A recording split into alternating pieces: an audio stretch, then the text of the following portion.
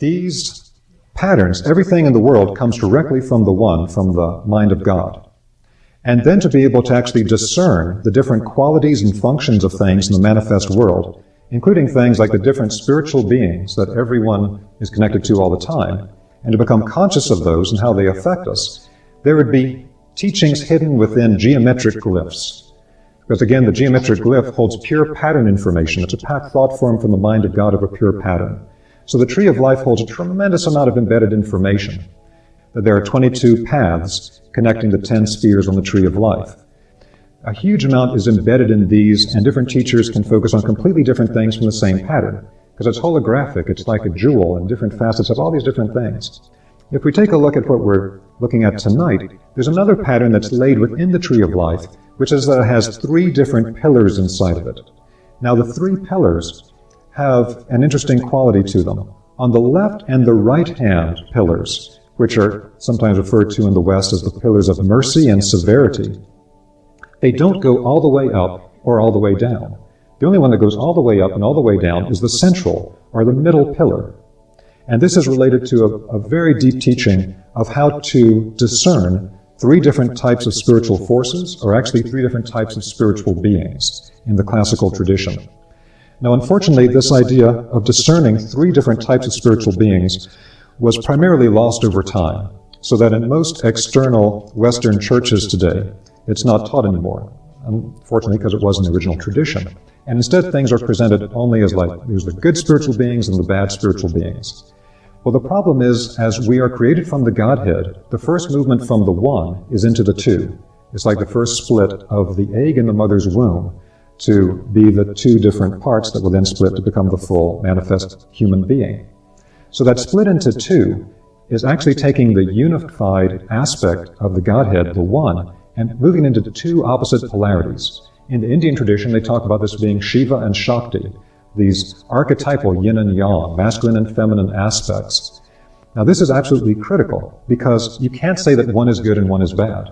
You can't have a purely polarized system and say that's good, that's bad. If we have male and female, which one's good and which one's bad? But this type of thinking infects everything in the Western world today, like our politics. Well, if this side is right, that side must be wrong, sort of thing. Everything is brought into this polarized dichotomy. But the original understanding was much different.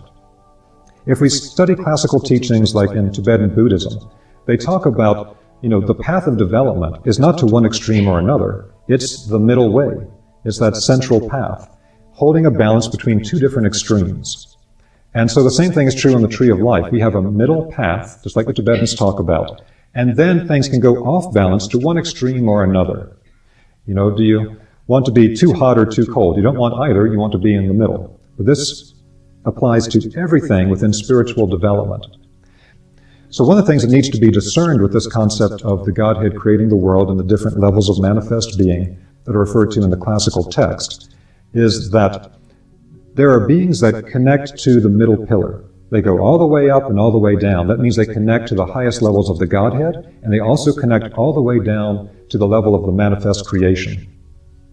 In the Western tradition, within esoteric Christianity, this is connected to the Christ or Christic beings, or within the monotheistic traditions of Judaism, Christianity, and Islam, they refer to them as MICHAELIC beings, because Michael is considered to be the highest of the archangels.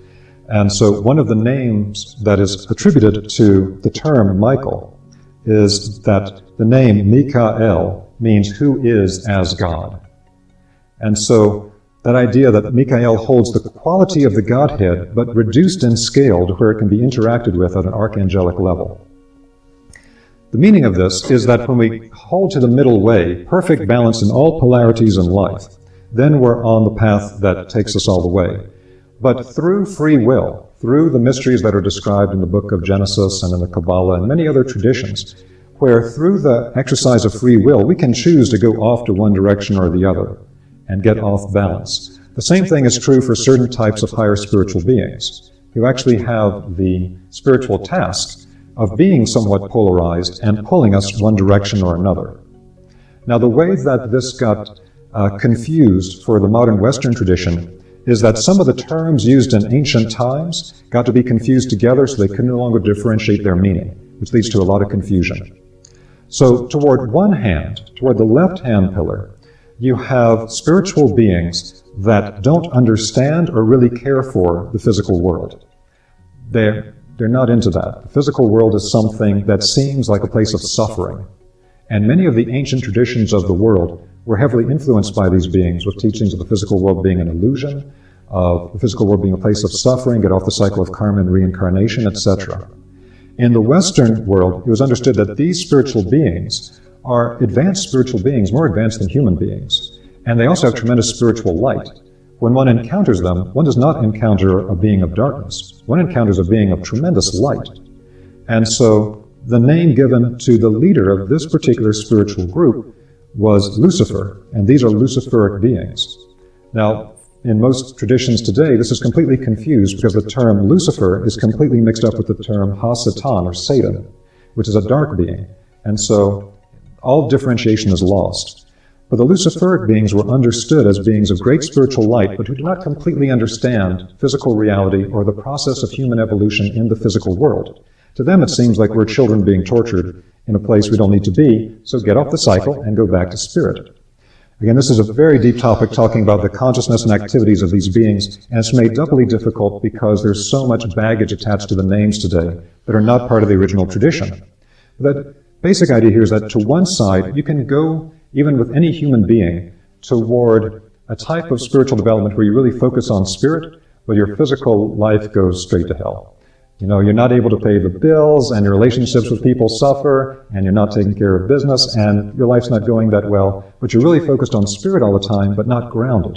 Now that can also lead, unfortunately, to forms of spirituality that are illusory or hallucinogenic, so that the things that are being perceived and worked with are not really real, or they're distorted through our lens in a particular way that's really not helpful. And so this is connected to what classically is referred to as the Luciferic Extreme. Now on the other hand, as you might imagine, it's the exact opposite polarity. If one is connecting to spirit, but not really following the full process of creation in matter and connecting to that, then the other is going to be deeply connected to matter. It's going to be deeply connected to the process of linking onto the physical materialization process and loving physicality. The first identification of these beings in ancient text was really in the old Persian Zoroastrian tradition. And in the Persian Zoroastrian tradition, they referred to these beings as Angramenu or Ahriman. Now this being of Ahriman or Angramenu in the old Persian Zoroastrian text was contrasted to a being that was related to the being of the sun. The name was given as Ahura Mazda. And for the old Persian Zoroastrians, they said that this is a spiritual being that you can spiritually perceive clairvoyantly in the aura of the sun. And this is the same concept we have with the sun god that then later becomes the manifested concept of the solar logos in the later Western tradition. The spiritual being directly related to the sun. So it's opposed by this dark being of materiality. So human beings can fall into this as well by becoming completely materialistic, so that we don't even believe that spirit exists. Spirit is some type of illusion that we have. There's nothing but random evolution over time through completely physical biological processes, and there is no spirit, there's nothing of that kind. So this becomes a kind of modern materialistic scientific perspective that's very sharp in some ways, but has absolutely no spiritual perception. And so for complete materialists, they fall completely into this pillar. And so we can see that type of dichotomy that's being created here and holding the balance between it, between spirituality and life in the world. Now the Ahrimanic aspect then took on other names and other times. The Gnostics referred to the being of Ahriman, or the beings of the same quality referred to as Ahrimanic beings, as the demiurge. So you read all these Gnostic texts about the demiurge, the dark lord of this earth that created the physical world. Has many different manifestations in the Gnostic text, and you can find variants on that in other traditions as well, like in South America. Then in Egypt, this polarity was referred to as Set, and Set was shown contrasted with Horus, and actually there would be an empowerment of the pharaoh by both Horus and Set when the pharaoh would take the throne. That term Set, when the Hebrew people left Egypt, led by Moses, who had been initiated in the Egyptian temples, that term Set became Ha-Satan, and so Set became Satan.